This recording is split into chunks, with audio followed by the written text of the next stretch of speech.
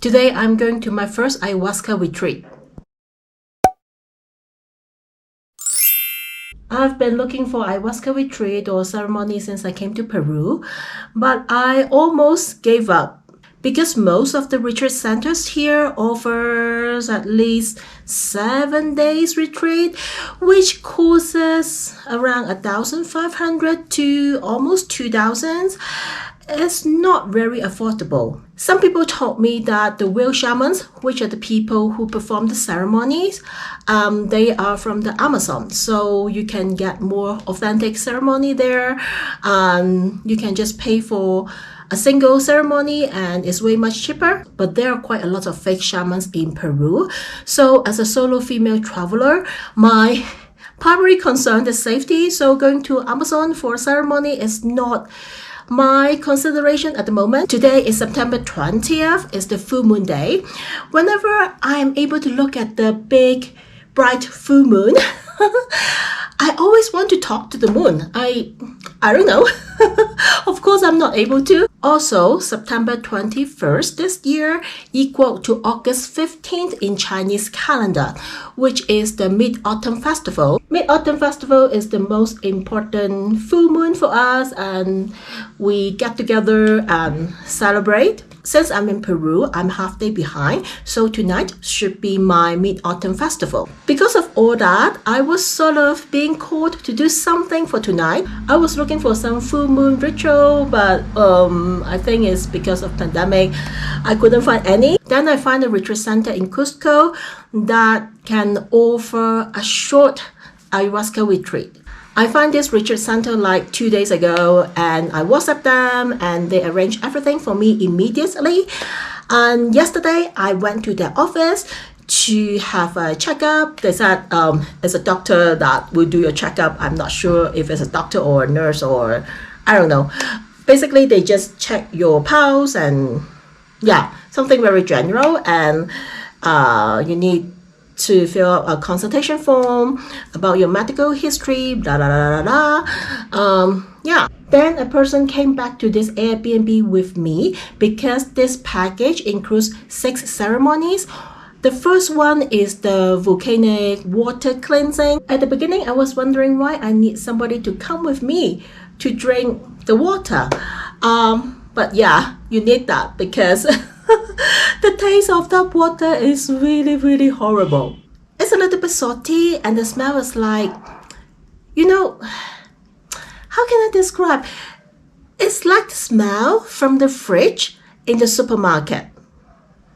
Yeah, it's a little bit disgusting.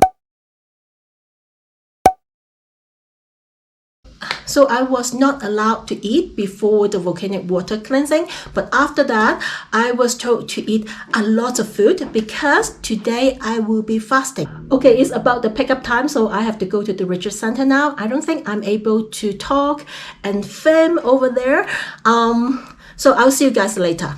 Okay, I just arrived at the retreat center. It's 20 minutes away from central Cusco, but it looks like it's in the middle of nowhere. Today is only me and another lady from the US in the retreat center, so I'm able to have my own room. Whoa! Look at that, people! It's crazy! Muchas gracias, Enola. Muchas gracias. So this is my room. It has 4 beds. It also has a heater. So that's wonderful. I just checked the bathroom. There are 2 individual bathrooms. Each one has a toilet and a shower. This retreat center looks like a farmhouse. It's not fancy at all, but it's clean and bright. It has 4 guest room, 2 bathroom, 1 maluka, 1 kitchen, and then 1 big area for the dining table and sofa. I was told to bring 2 liters of water and then a bottle of this thingy.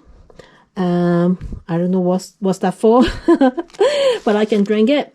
And then a roll of toilet paper. Today we will be doing ceremony with coca leaf, and then a coca leaf reading, and then energy cleansing, and then at around 7 p.m. we will be doing the ayahuasca ceremony. Because of the ayahuasca, I'm supposed to fast all day, but I'm allowed to eat maybe a banana, before 7 o'clock in the morning, so I did wake up early to eat a banana. We just sat together in the maluka, which is the ceremony room.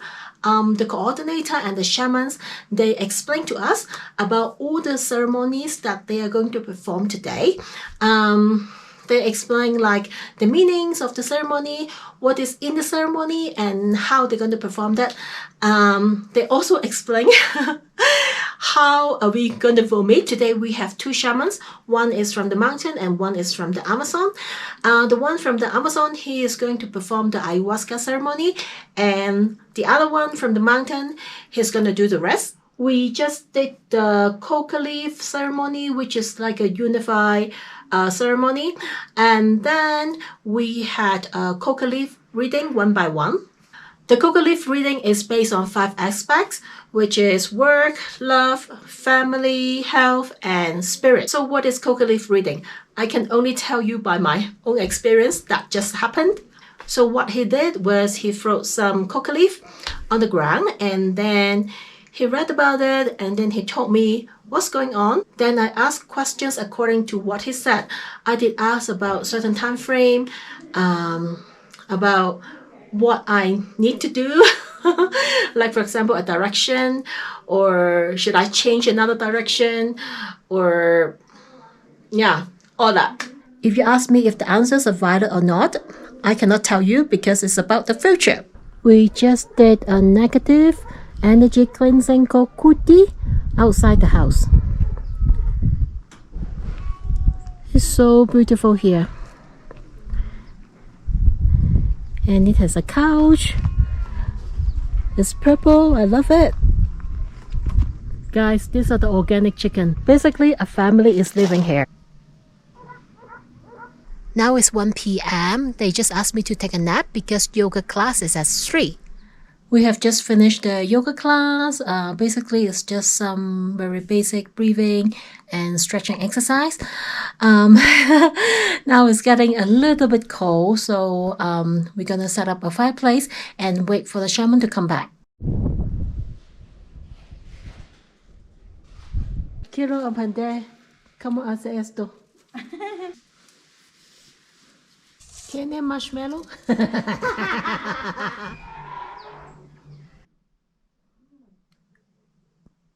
Buenos dias. It's the next day, 6 o'clock in the morning.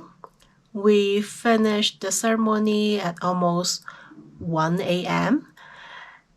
It was a very interesting experience. I think I will talk about it in more details when I go back home because I haven't been eating for almost 24 hours and I don't have much energy. Besides, if I keep talking, I'm gonna wake up everyone in the house. Hi guys, it's the next day again. Yesterday I was so exhausted and I couldn't go on filming. Now let me continue to talk about the program on the second day. Then I will share my ayahuasca experience with you. The second day I did wake up everyone after I filmed a few clips. But somehow I could start my one-on-one session with the shaman early. After the session, the Sonora who lives right next to the retreat center made us some breakfast. We had papaya and mango juice, tea, oatmeal with banana, avocado and tomato sandwich. It was delicious, but we were not able to eat much. After that, the maestro from the mountain came back to the retreat center and did a Pachamama ceremony with me. Pachamama means Earth Mother. How he did it was he placed a white piece of paper on the ground. Then he added different ingredients onto the paper one by one. Then he explained the meaning of each ingredient to me. Basically, it's for protection and abundance. During the ceremony, he also rang a bell and said something in Quechua. Then he wrapped it up and we burned the package outside the house. At the end, he gave me blessing and everything was done by then. Let's go back to my first ayahuasca experience. During the briefing on the first day, they had already told us that how we should feel after the medicine, such as we will feel cold, our bodies will be shaking, we will vomit, And they also show us the right position to vomit, which is to have our palms and knees down. That's to avoid choking. They said 90% of the people vomit and 10% of the people go to the bathroom after drinking the medicine. The ceremony is going to be 5 hours. If we go to the bathroom, we have to be quick so we can stay with the energy. Besides, don't even try to resist the medicine because we can never win. So this is the Maluka. Right before the ceremony, a female nurse came to check our blood pressure. Mine was a little high and she asked if I was nervous. I said yes, because my blood pressure was pretty normal the day before. We had only ladies in the room besides the shaman. I felt extremely safe already. Then they light some candles, turn off the light, and switch on the heater in the Maluka. I sat down on the mat and they gave me a cup of ayahuasca medicine. It's brown. The portion was very little, but the texture was thick and it smelled like soy sauce.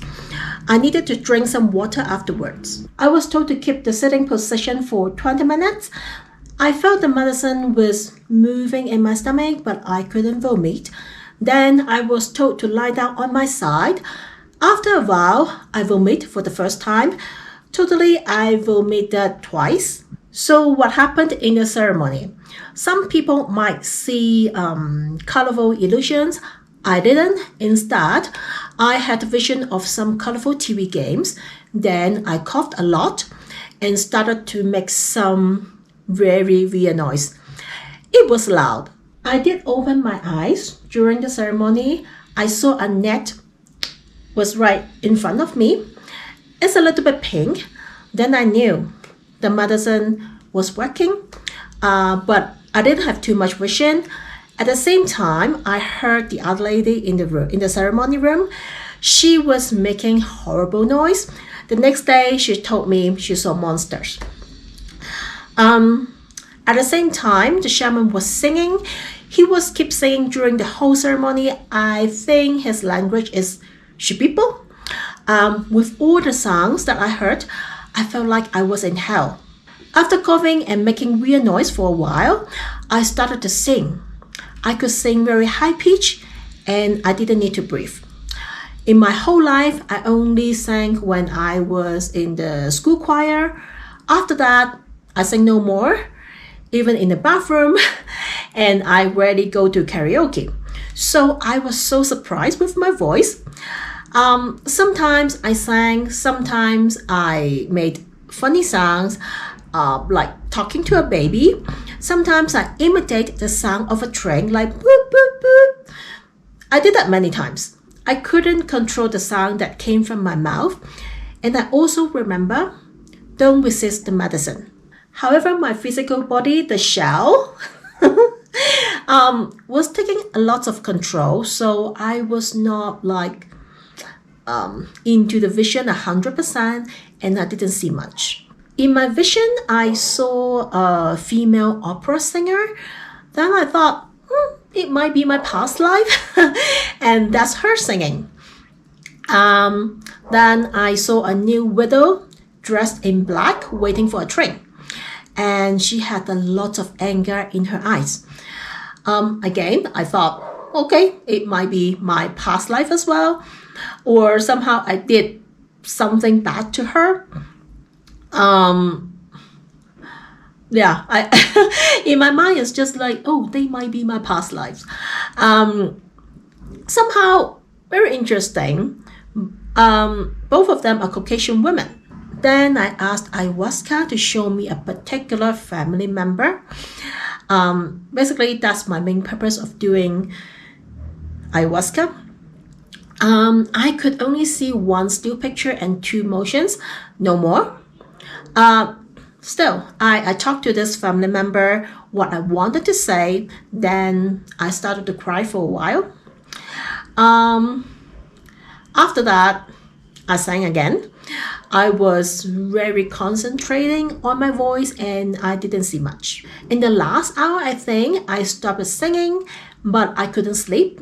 I asked ayahuasca If that's all I needed to see for today, please let me go. When I opened my eyes, I didn't see the net anymore. At the end, the shaman sprayed some flow water onto me and asked me to drink the electrolyte water. I asked him if it's finished. He said yes, and it was almost 1 a.m. I went to the bathroom immediately because I didn't leave the room for almost 6 hours. Then I went back to my room. I felt very hungry. I couldn't walk a straight line, and I couldn't sleep. Many times she came to touch my arm, sweat my hair, or give me a head massage and told me it's okay, I'm not alone. I didn't see anything horrible, but maybe my body was shaking too much and she thought I was scared. When I was vomiting and crying, she was just right there with me, offered me tissue and warm water. Maybe that's the moment that my face turned very red. She put some wet cotton pads on my face. I didn't say enough thank you to her because it's not a pleasant job to stay overnight and see people vomiting and acting strange. And she went to the retreat center with us in the morning together. She didn't have time to rest at all, but she's still very caring. Shout out to Ruth at the Healing Tree Center. Ruth did ask me if I would like to have more medicine because my stomach was not feeling too well, so I refused. The next day, I apologized to everyone that I sang for a long time because it was absolutely annoying. I thought I sang for 3 hours, but Ruth told me that I sang for almost 5 hours. No surprise, my throat was so sore. I told the shaman that I sang opera, then songs from the church. He said no, I sang Ikalo. Actually, it was my inner spirit singing to cheer me up. In fact, many people have this reaction after the medicine. I also asked if the woman that I saw was my past life. He said no, the singer means I'm not alone, and the black widow means all the bad things will go away. Then what's the meaning by imitating the sound of a train? He said it means good trip and I will have better travel experience.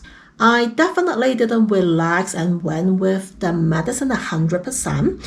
So I know what I saw was still on the surface, but I noticed something had changed in my body. Previously, when I woke up, I had pain on my right side from my hip to the whole leg.